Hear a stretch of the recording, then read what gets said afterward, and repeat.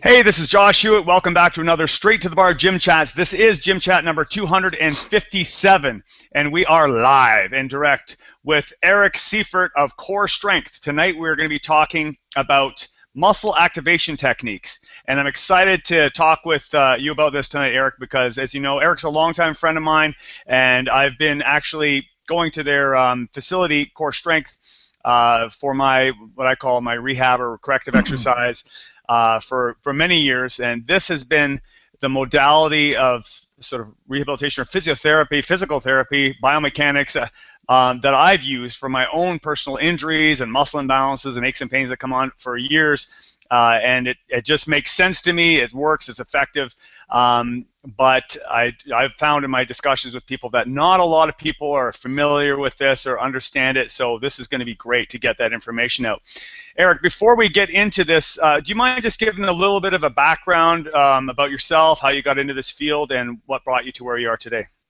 Yeah, I got into this field almost 14 years ago. I was really lucky when the developer decided to actually teach this. He was doing it by himself, Greg Roskopf. I was really lucky to be kind of in at the start when he decided to teach it, and I was exposed to it right from the start, way back 2001.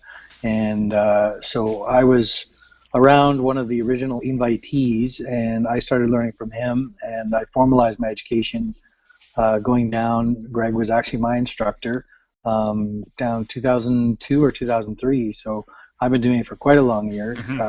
I think I'm the oldest, the longest practicing MAT specialist in Canada. So nice, yeah, awesome. So before that you were involved in mostly personal training, or were you in the? Yeah, I started out in the strength and conditioning world. I was a strength coach in the OHL for a couple of years. I had pretty much put my education towards working with elite level athletics, and then I kind of realized that wasn't really what I wanted to go with. It was a little more like babysitting than I realized, and so then I actually came out of that. I started working with special populations, very broken people. I kind of became, I'm so old. I'm so old, personal training barely existed when I started. Yeah. But I got the most damaged clients with my my level of education. I just got the people that nobody wanted to work with. You know, like, oh, Joe had a heart attack, go work with him. You know, you had a hip replacement, go work with him. So I was the guy that I guess got the most broken. So what a weird shift from working with a group of people that are traditionally elite level athletics, and then all the way to the other end of the spectrum, where I was working with people that are completely broken and that nobody wanted to work at, yet are in gyms.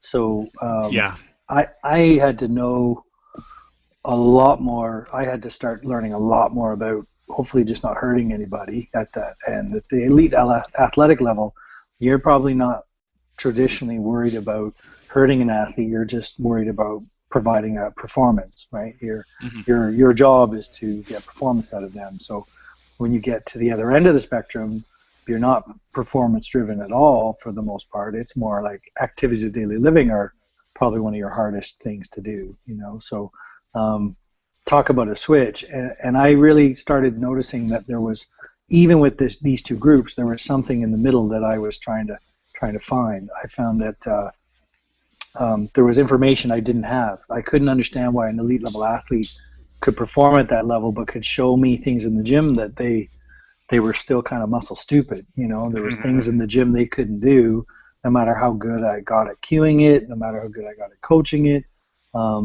It still seemed like a tremendously hard thing for some of those athletes to do what they were supposed to do in the gym. And, you know, great hockey player, really crappy in the gym, that kind of thing. Then I get to this injured population, and I'm thinking, I see some of them that are just as bad as some of the elite level athletes. Like, what's going on? So that was the beginning of my career kind of moving off in the direction it was, that there was definite good ways to coach mechanics. There was better ways to cue athletes and cue people in terms of education. And understanding how to use force in the body, but it was almost like there was something missing.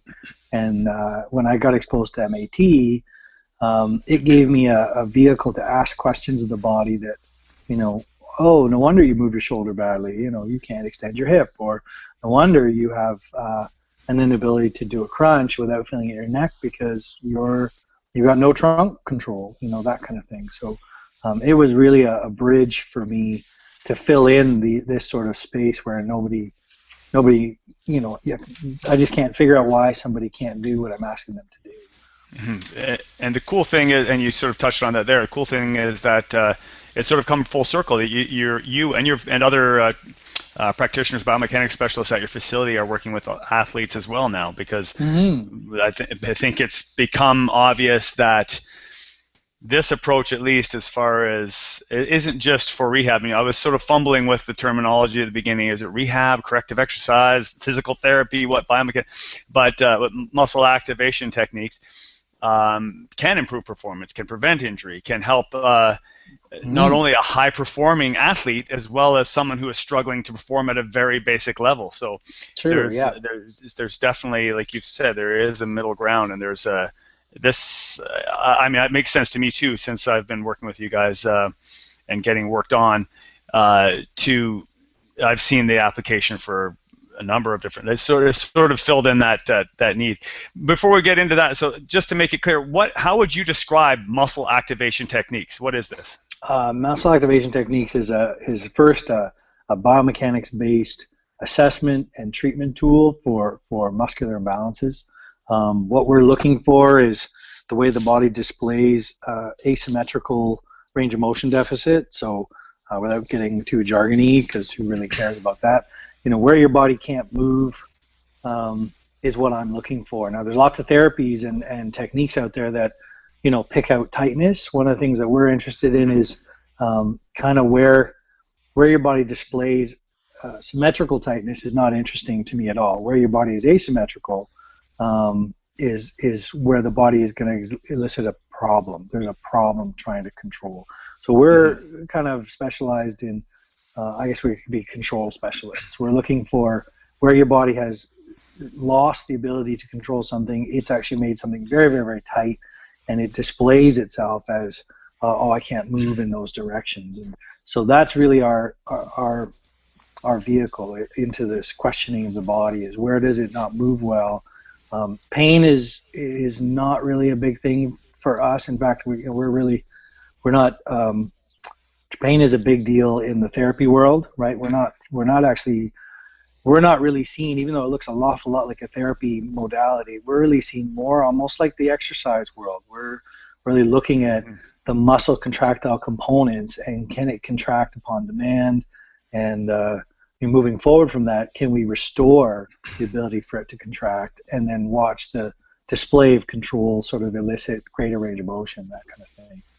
Cool, and that's cool. I want to touch a little bit more on that later in our discussion, as far as improving range of motion and flexibility by restoring activation, or restoring your ability to contract a muscle, which is pretty different from trying to stretch or mobilize the tight muscle. That's right. That's a pretty good distinction. And talking about this being almost more like getting into the exercise world rather than the rehabilitation world, in that you're not really focusing necessarily on pain. I think one distinction, just from my own perspective, one thing to make clear is that once function is restored, quite often, and most often I would say, in my experience anyway, pain is reduced.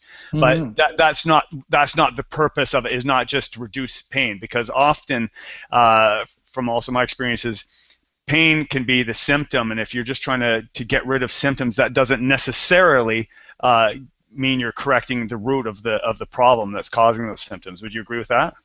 Yeah, I mean, look, if you want to really talk about pain relief, you talk about the world of drugs. I mean, there's no better pain relievers out there than drugs, right? Amen. But if we're comparing what any therapy does to drugs, we're going to come up short. The reality is, if somebody says, get rid of my sensations, a lot of people come in for that. Get rid of my sensations. I'm going to say I'm looking for the root cause that might be an associative accumulation of damage. You know, where your body. I have someone that comes in with neck pain that won't go away, and I'm working on, you know, a foot that, you know, a motion down in their ankle that is completely locked. They're kind of looking at me like, my neck. Do you remember that I told you my neck is Yeah. sore? And, you know, funny enough, we're so attached to where's the pain, that must be where there's a problem. And, you know, regular therapy, standard therapy models, there's very good people that do physio, chiropractic, osteopaths. There's brilliant therapists that, you know, even look specifically at what hurts. And, you know, what I end up looking at, or where my population shows up, is, you know, why didn't that work for you? You know, why hasn't that worked for you? Why isn't treating where the pain is, why has that not changed something for you? Or why doesn't that last? That would be the question mark, is, you know, what's different about you that normal therapy hasn't produced? Where's the pain? Let me go after it.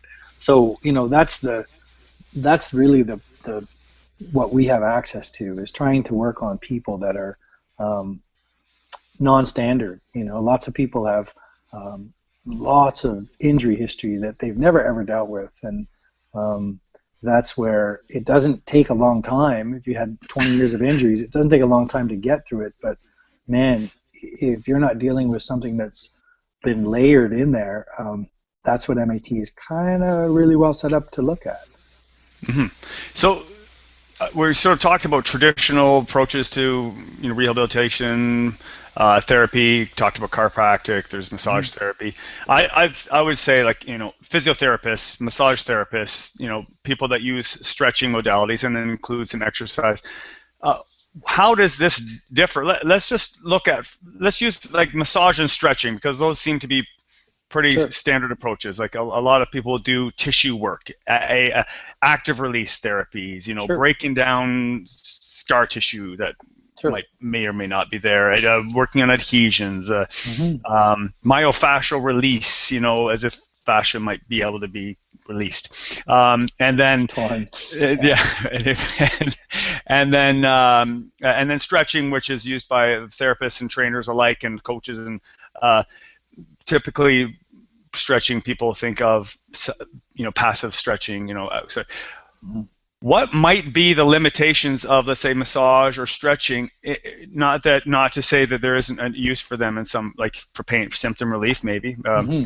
What might be a limitation of that, and what would be an alternative that you would use if you're talking about being more into the exercise approach?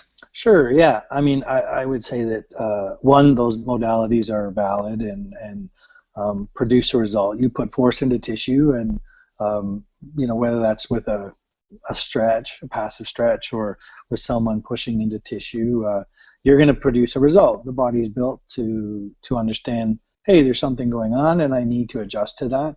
That's usually the thing we feel as a stretch that we all learned in gym class in, you know, grade 10 or whatever, right? Hold it and then feel it stretch and then relax.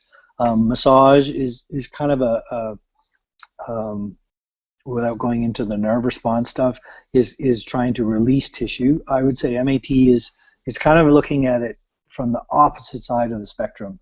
I'm interested in how can you contract, and I'm almost on the opposite side of a limb, like where people are feeling tightness. My perspective might be more that they can't contract on the other side, in terms of frictioning and stretching tissue over and over and over again. You might get to a point where tissue actually gets irritated. You know, my worst population has trouble getting deep tissue massage. You know, I mean, we kind of look at, you know, everything. Our medical model in North America is intervention is the highest level. So a doctor that can cut into you, like a surgeon, is the top of the food chain. If you look down the row and you say, where does a muscle person fit, like a massage person, no matter what level, they're at the lowest level. If your massage therapist is cutting into you, there's a problem, right? You know, but they're considered kind of the stupid end of the spectrum, right? They're, oh, you're just a rubber. You're somebody that rubs people. That's, you know, good. But an interventionist is the other end. When you start looking at our most popular ways of dealing with muscle, it's just shut it off. shut it off, stretch it, rub it, electrocute it, etc. Right? And so if you get into it's basically, yeah, if it hurts or if it's tight, you stretch it out, or you cut it, or you drug it, we heat it, we strobe it, we electrocute it, we shock wave it, everything that we can do to force muscle to relax is one end of the spectrum. Now, interesting, I'm sitting at the other end relatively.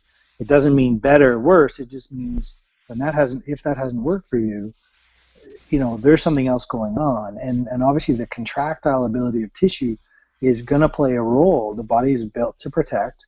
And so when the body's protecting you, it's more about, I've got to tighten up to protect. And so getting rid of tightness is where we think about convenience. So this is inconvenient. This is really annoying. I don't blame anybody for wanting to get rid of it. But the question of if you stretch, maybe this is the easiest statement, if you stretch repeatedly and no matter what you do, it still stays tight, or if you massage repeatedly and whatever you do, it just comes back, and you think that's normal, it's not. It's really not optimal. No. That's not an optimal. That's an optimal functioning muscular system. And somehow people think, okay, I continue to get tighter and I just need to stretch more and massage more. Yeah, as if that should be a continual thing that you do to feel normal. Yeah, if you need to do that, if you need to do that, and mobilize tissue when really, I would sort of think how you're approaching it. Let's find out instead of what's too tight, why is it tight? And potentially, and quite often tension is a result, as a compensatory result of something being weak or unstable or not being innervated optimally. And if you can restore that strength of that activation in those weak links, the muscles that are compensating by being overly active or hypertonic should be given a chance to restore normal function or to relax. So as opposed to addressing the tension, you're addressing the weakness or the instability. Would you say that's sort of So if you had anybody that's had a cramp in their leg, like a hamstring cramp or something, what's the first move that everybody does? Tighten it more? They actually straighten their leg as fast as humanly possible, right? Right. Yeah. And all they're doing is lengthening. They're actually shortening the side and lengthening the other, the actual reciprocal side, right? And your quad would lengthen your hamstring. Right? There's a bunch of people that would just say, just beat on your hamstring, and I'm like, well, there's a whole conversation about active versus passive stretching that sort of falls into that category. Active yoga versus passive yoga. That's a good point too, because I often bash yoga because I've had several clients get injured in yoga, but I should not lump that all into like you said, there are many different forms of yoga, and there's a lot of very active poses in yoga which require a lot of stability and concentration and engagement of muscles, but there are also passive positions where many people cannot get into safely, and that may lead where there's a passive and they're not engaging the muscles, and that may put them at a greater risk of injury. And there's so much research now to suggest that passive stretching before training will increase the risk of injury. And why is that? If stretching is such a good thing, passive stretching is such a good thing, why would it increase risk of injury before doing exercise? Well, maybe we're not looking at it. Yeah, well, the big question there is, muscle has one job, to pull. That's it, right? Muscle does one thing, it pulls. And you want a muscle to pull harder, it's really just contracting faster, right? At higher tone. So without getting into the stupidity of that, that's, imagine just shutting that off and then wondering, where does that force managing system go? It doesn't report in now. And in a healthy body, in a super healthy body, we can take more stuff. We can literally take more punishment, including passive stretching. And the reality is, in inhibiting tissue on one side by passively stretching it, it's just like loading a dumbbell on it and hanging on it, right? So it's not necessarily a bad thing, but can you handle that, right? Like this is a strength forum, right? How many guys do dead weight, presses? It's a little different than doing a thing where you're controlling motion, right? So not a lot of guys like picking up dead weights, right? Like Bring it down, complete stop, now pick it up. Sit in the stretch. That's a pretty intense workout for most people. A weighted right? stretch, a loaded stretch is pretty intense, yeah. And most people are not a happy camper when you make them do a lot of that, right? Yeah, right. I mean, so now look at that and say, well, every bit of stretching we learned in gym class is just a loaded stretch, right? Yeah, exactly. And that gets into the difference between active and passive stretching, which you talked about, straightening your leg to try to relieve a tight hamstring. If you're actively straightening your leg, that is still a stretch, but you're actively using your quad to do that. Whereas if someone else were to lean, your trainer were to lean on your calf and press your leg straight while you're relaxed, that's a passive stretch, and that can be a completely different loading of that muscle and a completely different stress, which could potentially not be a good stress. One stress, Eric, before we go on, are you able to put your camera down? Just getting a lot of movement. Is there any way to set the camera in one spot? No, I set a spot where there's a good. There you go. There we go. Awesome. Okay, so you had a point to get there. I wanted to touch on, I don't know if it ties in what you're going to say. So what about the whole thing of reciprocal inhibition? Because a lot of people say, oh, well, once you break down or shut down that tight muscle, the weakness will just come back online. The weak muscles will just, boom, they're awake because they were being reciprocally inhibited by the tight muscle. Which comes first, the chicken or the egg kind of thing, right? What's your opinion on that, or what have you researched on that? Well, I think we learned in university, if in fact we were educated that way, that reciprocal inhibition was this process of like this muscle completely shuts off, and then there's this kind of response, right? And I think what's been more proven is that there's this mitigated ratcheting up and down of tension around joints, so that the muscle on the other side is only as strong or only as lengthened and shortened compared to the other side. So when we start understanding that it's like two dials moving, or do you know, like old clotheslines where where one line is coming in and the other line is going out. Think of that as most of our muscles, crossing two joints here, like a bicep and a tricep on the other side, having to communicate to each other to protect or create a cohesive contraction at the elbow. For that elbow to be stable, both of those two have to talk to one another equally. But if I had one shut off and not paying attention or not able to feel tension, my elbow is the thing that we're going to pay the price at. So when the muscles can't communicate with each other via their tension, the joint's going to pay the price. And so when the joint is receiving load, abnormal joint forces produce neurogenic inflammation. So when you want to say, oh yeah, how's my passive stretching beating up my joint? Well, it's like, well, it's the muscle can't report in. That force has to go somewhere. The joint says, whoa, there's a heck of a lot of force here that I'm not normally expected to handle. Boom, we pump up inflammation. And most people, when they stretch a lot and feel sore, it's kind of like, guess what you think you're doing? Most of that is joint force. Yeah. Right? So let's assume we're on the same page, that stretching, particularly passive stretching and massage therapy, although it may help with symptoms, it might, if your goal is to have stability and muscular balance around the joints, or to have things even and balanced and active, that shutting them down through those modalities might not be the optimal approach. What would it be an alternative? And you talked about sort of how you approach things by engaging or activating muscles opposed to shutting them down. How do you do that? Well, obviously, from an MAT process, that's where I would speak first.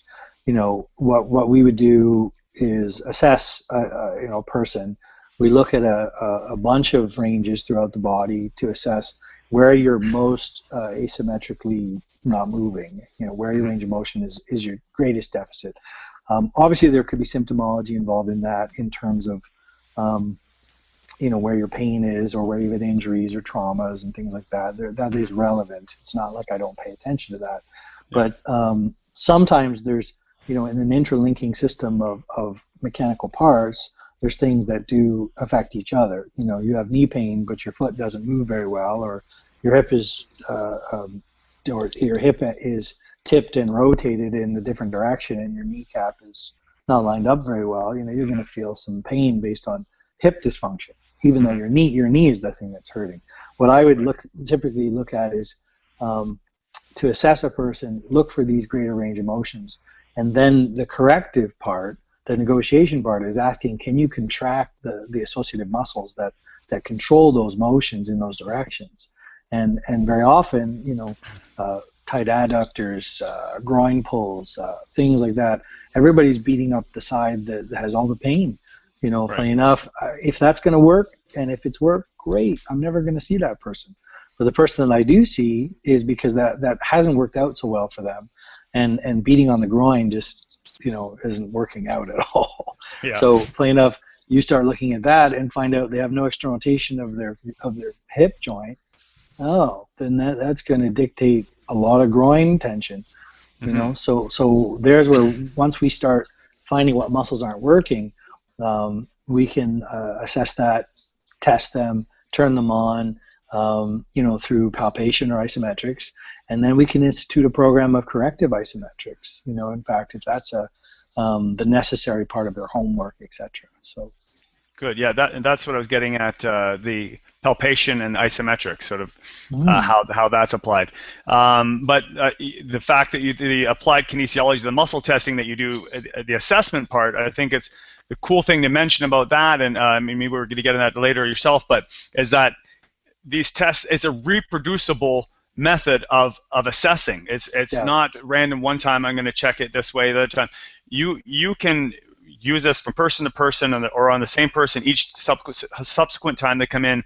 The tests are reproducible. You'll get a same result based on what's showing up on the person. So it's not just based on symptoms. It's something that can be measured and that can be reproduced. Would you say that's significant? Yes, for sure. I mean, that's the challenge. You can have amazing practitioners in any field, but if you can't reproduce their results, you're left with, great, I've got this one person that's amazing, and that's it. I mean, the whole matter, one of the best things about MAT is reproducible, right? You can have better practitioners in chiropractic as well, but if each one looked at you different, how is it a system, right?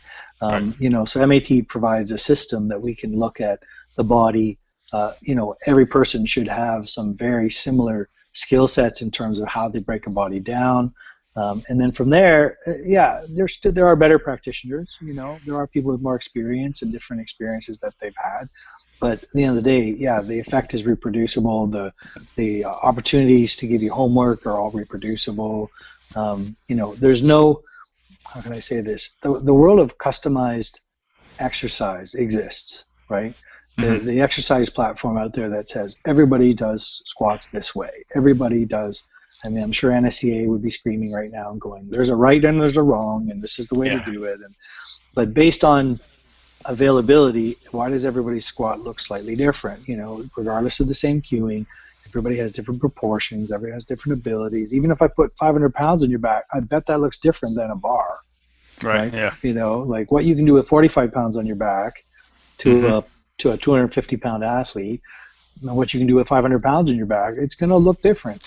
There's some abilities that are going to change some things. There's some mechanics that are going to change some things.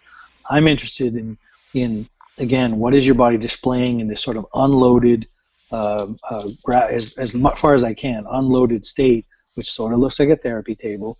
And then I'm going to see what, given all the options you have with no load on you, what can your body display? And that's really, if I can find that in that environment, trust me, it only gets worse when you put load or you put fatigue or you put a challenge to the body. All the things we see as trainers are what? Compensation, right? What are we always trying to pick out? Or you're compensating, or you're cheating, or you're whatever. The brain is just solving problems. I mean, it's funny. I look at a body and say, this is the best you have. When you're walking funny, when you're limping, when your body's doing the best it can with what muscles it has reporting in, based on stuff. Instead of, let me see what's wrong with you, Josh. It's like, why is this right? That's a very different platform than the medical model that has you come in and treat pain. Yeah, exactly. I mean, and that's a good point to look at it. Your body is doing the best it can given the situation it's in. which you can draw from that these muscle spasms or muscle tension is your body often trying to deal with this situation as best it can. It's creating a solution. Having someone go in and using external load to stretch out or to release those spasms directly without you have an active role in that is sort of removing the best your body has at that moment to create stability. So you're taking away what little stability it has, and if you're not doing something to help it restore stability, get some strength around where it was weak, which is why it's compensating, you might be doing a disservice potentially. That's me saying that. I think that there is you said it very well. There is a problem with some deep tissue approaches and some aggressive stretching approaches that although it may feel good right after, you might be setting someone up for a greater risk of injury or creating more imbalance, and perhaps that can be combined with, or maybe there is a better approach with using the palpation or isometrics. So getting into that, what is the palpation? How, if you were to do a simple, I know it's you're looking at the ridges and insertions, but what are you doing and why does it work? Well, probably the simplest example, analogy-wise, that I was once, I'm going to borrow right now is, when we assess a muscle, we're looking like workers. Imagine just little workers that are part of a generalized job. Hey, I need to flex my elbow. How many elbow flexors do you have, right?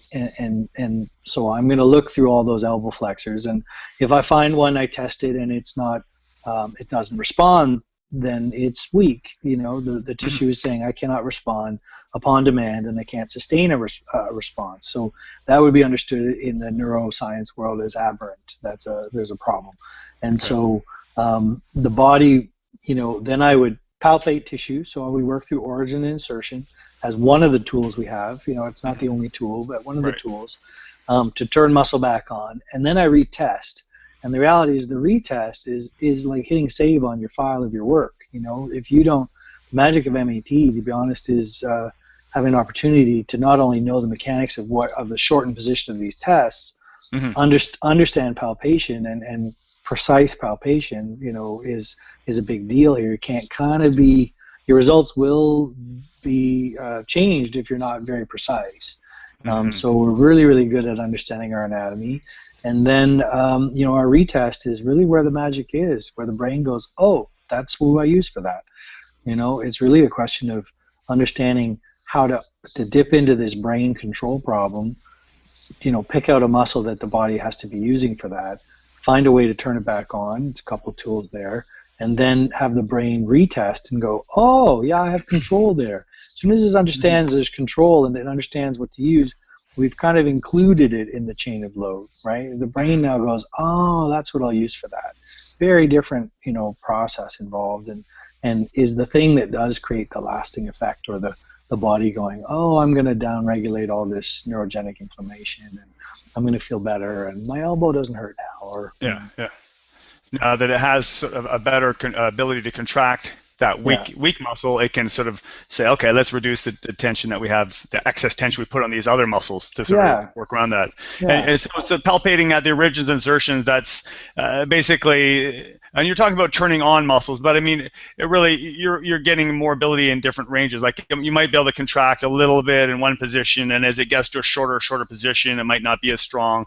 So it's not like a muscle is necessarily completely off or completely on, but I mean, that's just the language we're using, right? To say we're activating, restoring function. Restoring optimal length tension is kind of when you get into the mumbo jumbo. The reality is that the tissue cannot contract. Where the greatest nerve challenge is in the shortest position of any tissue. That's not research from MAT. That's research that's been around for, I don't know, a long, many years. Which isn't our research, it's not like MAT was, it would be really smart to think that he read all these books and went, I'm going to create MAT. Funny enough, MAT was created out of not out of a test tube or a lab. It was really just this, hey, this seems to work and nobody's doing this. Greg's story, if you go online and read his story, he'll say it over and over. Things that were supposed to work for him didn't. He is the story that there's stuff out there that stretching always makes me feel worse, and all the stuff that was supposed to have helped me didn't help me. And when Mm-hmm. he became a strength coach, you'll hear a story as well, is hey, all the things that I did, sometimes that hurt people. All the Yeah. stuff that was supposed to help people, sometimes it did, sometimes it didn't do anything, and other times it hurt people. Like, if I'm doing the same protocol-driven treatment for the same diagnosed problem, it should produce the same result, right? When Yeah. I take a drug, an Advil or something, I don't expect different results from different pills, right? Exactly. I expect the same result. So if that's what our protocol medical model is, then there's something else going on. We all have plantar fasciitis, but this guy got better with the Coke bottle thing, and that guy got better with the stretching, and that guy that guy tore his plantar fascia. Oh, Yeah. that's not so good. But they all did the same thing. Why was one so much worse, right? Mm-hmm.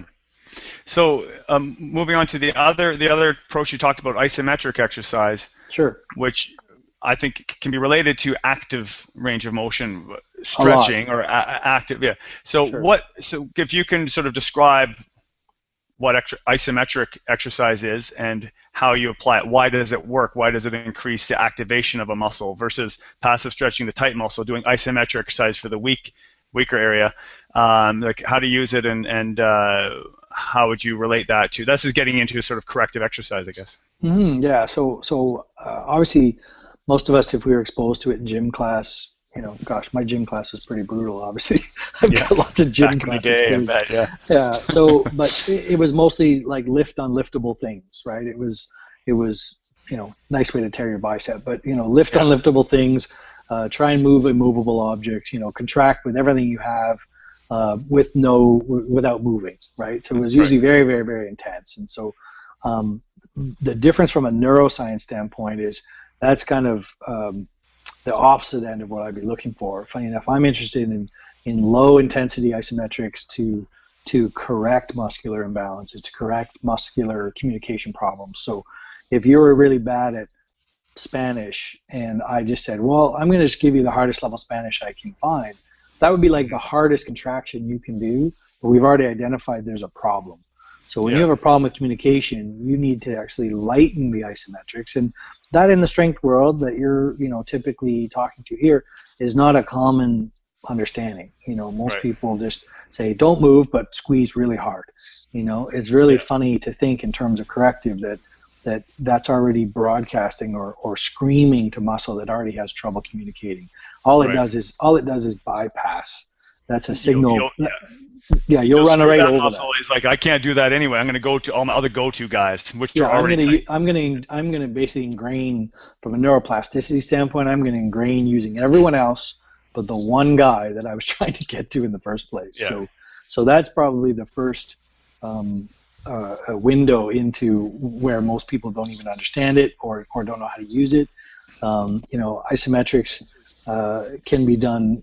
Any injury rehab person would say, oh, we start with isometrics and then we progress to eccentrics and then we go to concentrics and eccentrics and et cetera, et cetera. Almost everybody jumps right past because it's almost like, well, who wants to do basic? We want to go to advanced. And funny enough, you could think of it as preparing the body, like a quiz before the exam. Isometrics could be done as a corrective or as a preparatory thing before you did a big lift. Most guys are, I don't know how many guys, your world more than mine, how many guys are doing, deep tissue massage and getting under a big heavy squat rack? Yeah, I think that's becoming less now. That people are recognizing the problem with passive stretching and that before training, and that massage may be have a similar effect to passive stretching in that respect. That it's mostly after, but yeah, that's definitely there's still a lot of mobility work being done, and for example, foam rolling. Even though there's studies on both ends saying, oh, it doesn't have the same effect as it's not going to shut you down the same way, and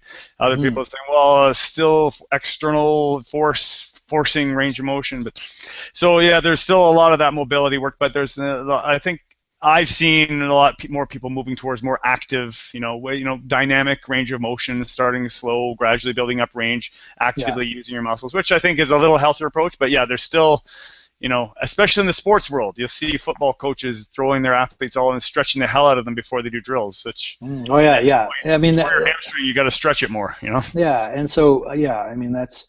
Well, I mean, it's funny. I'm not a huge I do a lot of breaking down of yoga. I don't, if you looked at me in person, you go, that's not a yoga guy, But I do have a lot of clients that with different yoga injuries or trying to use yoga as their vehicle of exercise. And, it's funny, super slow yoga, really hard, very active driven.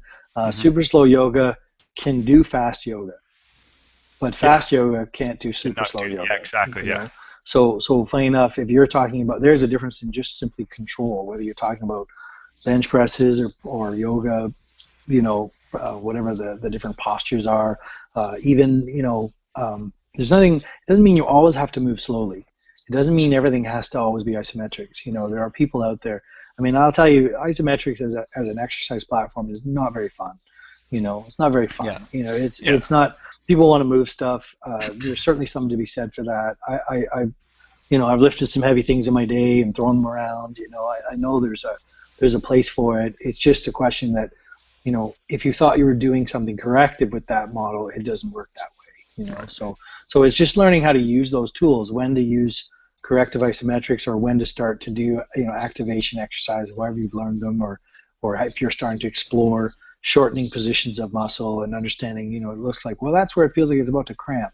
Okay, now we need less intensity, and now all of a sudden you're like, wow, my range of motion has increased. Like that's really where now I was saying, well, I wanted to get, if you're looking at bodybuilders or strength athletes, is like range of motion is the whole deal. It's control through a full range, right? Yeah. So if you want to say, well, I want to load muscle and I don't want to load joints, we're back to range of motion. So isometrics are a perfect expression of that. No, and isometrics done properly will improve range of motion. I'd argue, even though you may be able to force a range of motion in a passive stretch more initially, you'll sustain a more permanent range of motion through actively bringing yourself into that position. And like, for an example, one of the from working with one of your practitioners, I've worked with Kenny and with Kathy. One example is, and I'm working on building my deadlift now. We've talked about that recently, and you guys have helped me a lot with looking at where are my imbalances, where it presents. So when I get tight, for me, often it's not, my core seems to be pretty strong, but I'll get tension in the thoracic spine on one side. And as a simple example, or on my right side gets tight, instead of getting in with the cane or with the ball against the wall and trying to dig out the tension or doing a lot of stretches to stretch out that tight side, which now I would look at it and say, my body's trying to hold something stable there. Do I really want to dig out that last anchor of stability before I do a heavy load? I'd rather keep that cramp there if that's the option, but there is an alternative is, okay, why is it compensating? They were able to assess very, distinctly that, my paraspinals, as an example, on my left side, opposite, were not firing as well as they should, as relative to the right. So as opposed to addressing the pain on the right, look at the weakness on the left. I've given some very simple lateral flexion, lying on the ground, laterally flexing and slowly trying to engage the muscles along the left side of my body, spine, to try and increase activation of those muscles, and can slowly feel them start to work a little bit more. Relax, hold for about 6 seconds, relax, and I'm able to improve my range of motion just through isometrics without doing any stretching, and strangely enough, the tension dissipates on the opposite side once you restore that. Isn't that weird? And I did not stretch. But I guess you could argue, well, that's like an active stretch, which it is, because I'm actively using my muscles to get that range of motion. So I'm just throwing that as an example out there for people who are watching, because sometimes it's like, no, you grab something, you push it in a position, that's a stretch, or they might not be able to sort of picture it. That's sort of an example, and then my lifts, as a result, improve. Yeah. So I mean, obviously, the if you thought of workers, often if I'm talking to athletes or performance-based psychology people, that's their thing, and they want measurables for that, and I say, okay, I can't. Even a musician, as an example, is performance-based, right? And so we're thinking about a skill, really, like a deadlift is a skill.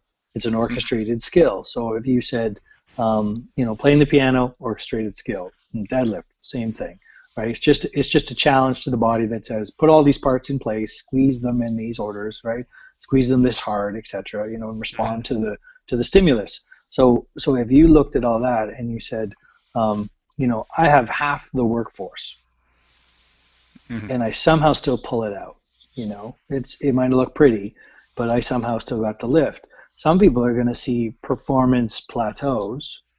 You know, maybe they never get injured. I'm hoping for them. They never get injured. Or maybe they just get to this place where they're like, I can't squeeze anything out of the tissue I have left. I don't know that I'm working at half workforce, but I'm getting everything I can out of 50% of my musculature that could be part of this, right?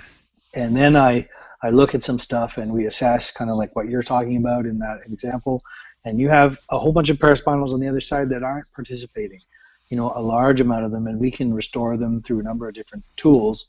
And now you're back and your body goes, oh, I'm at 80% of my workforce. You might not lift anymore, or you might see a plateau disappear, or you might see, for the bodybuilding people, you might see aesthetics change, right? You might see, you know, the way they can pose, or the way their body displays, or you might see pain drop, you know, or you might see any number of these things that, you know, you say, oh, you've been training half the muscles of that in that orchestrated thing. What would happen if you had 80% versus 50? Do you think you could lift more weight? Maybe, I don't know. Do you think it would be easier to do the same lift? Probably, you know. So, you know, now the risk of injury drops, the performance potential starts to go up. You can actually get a training effect. At the end of the day, the brain you're training what you can show up with. The stuff that's not there, your body just bypasses. And when it gets too big a challenge, the body just keeps bypassing guys, you know. So you're no longer training those guys. So your training effect is, you know, great for who's showing up, but not great for who isn't. Exactly. So I think we've given a really good background of what muscle activation techniques are, how you would approach these sort of examples. For those who are watching, if they're getting an idea, they're like, okay, maybe I want to do things a little differently and see if I can get more out of my body and reduce risk of injury and improve performance and reduce pain.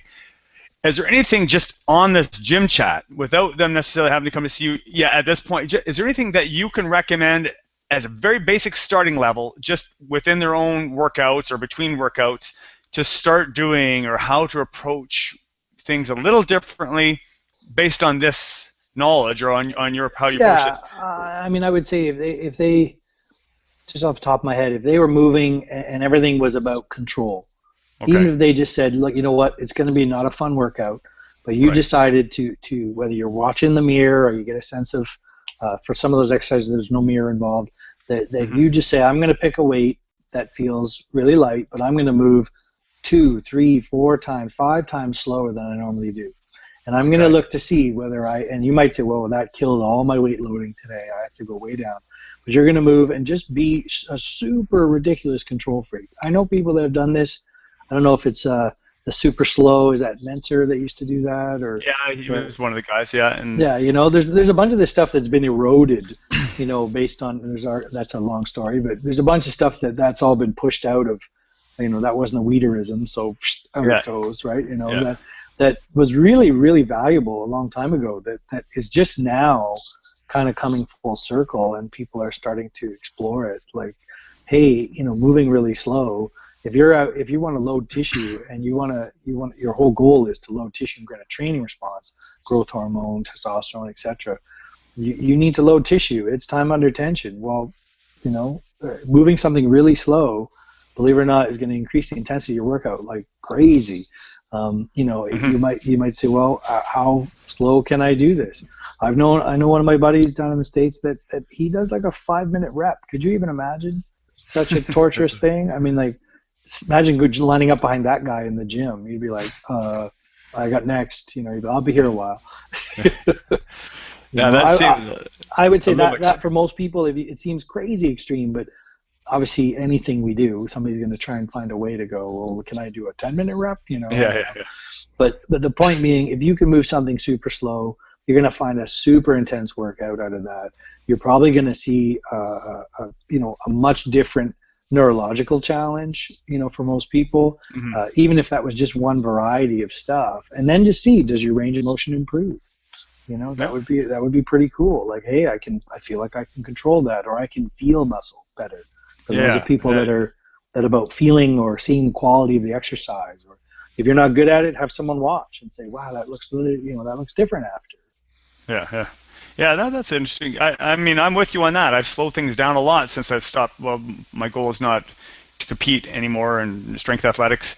Now it's more function and aesthetics. So, I mean, day-to-day function, of feeling good and being balanced, and I want to look, leaner, get some hypertrophy. And for myself, slowing things down a little bit, not just for the sake of going slow. And I hear what you're saying. I have, when I guess to like 10 seconds up, 10 seconds down reps, I mean, for myself, I think there might be a point of diminishing returns.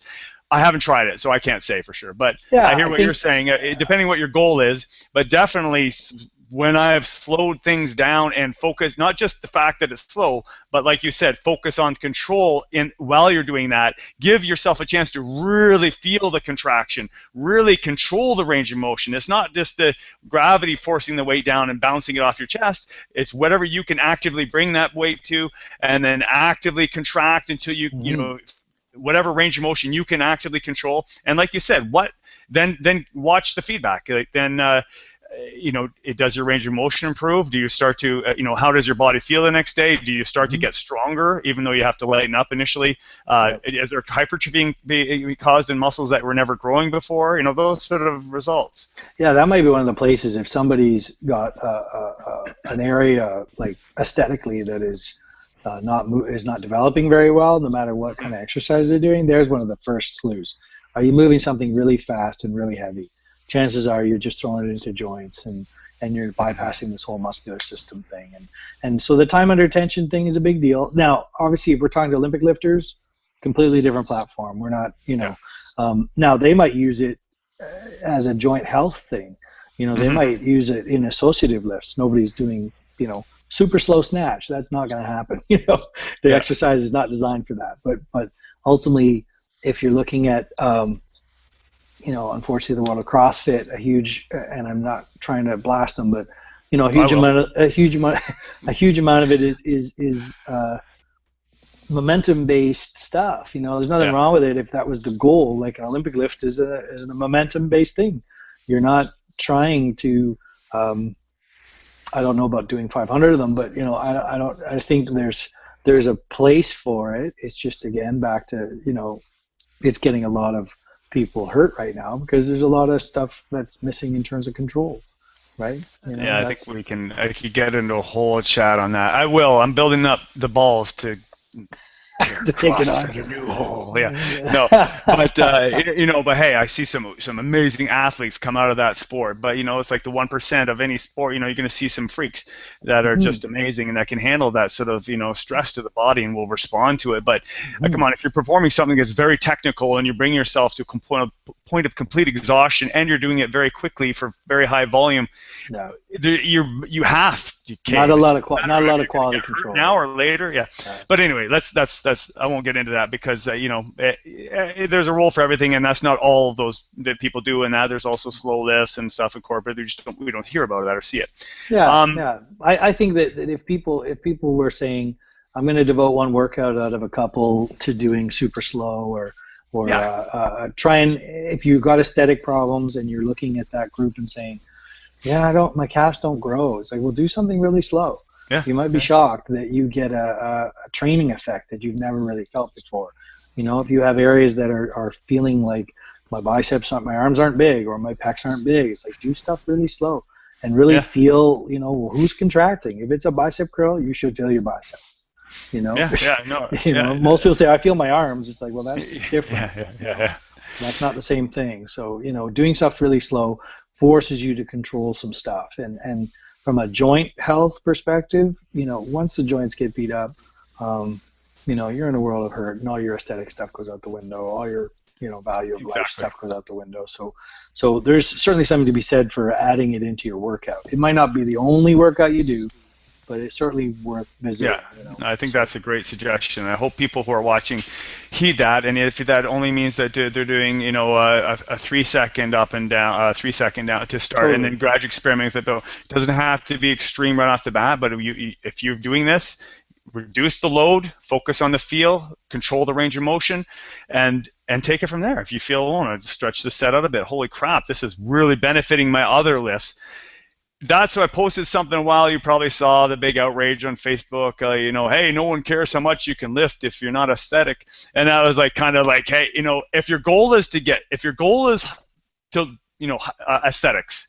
If you're a power lifter, Olympic lifter, that's different. But if your goal is just to look good, it doesn't really matter how much load you can pound on that bar, and especially if you're loading yourself to the point where you're not really creating tension in the muscles you want, and you're not controlling your repetitions, you might not be getting the most out of it. So that was sort of my point. Is like, okay, if you just want to get bigger or look good, maybe you don't have to care so much about ego. Just use a weight that's very challenging to you that you can control as well. Yeah, I don't have any disagreement with that. It's you know, I've worked with world-class bodybuilders. I've worked with you know, high level guys, and it's funny me walking in the gym with these guys, and you know, the reality is it's about challenge, right? It's about time under tension, and you know what I'll always say, and I think I've talked to you about this, is, you know, certainly a bodybuilder or someone that's trying to access this stuff, it's trying to find disadvantage.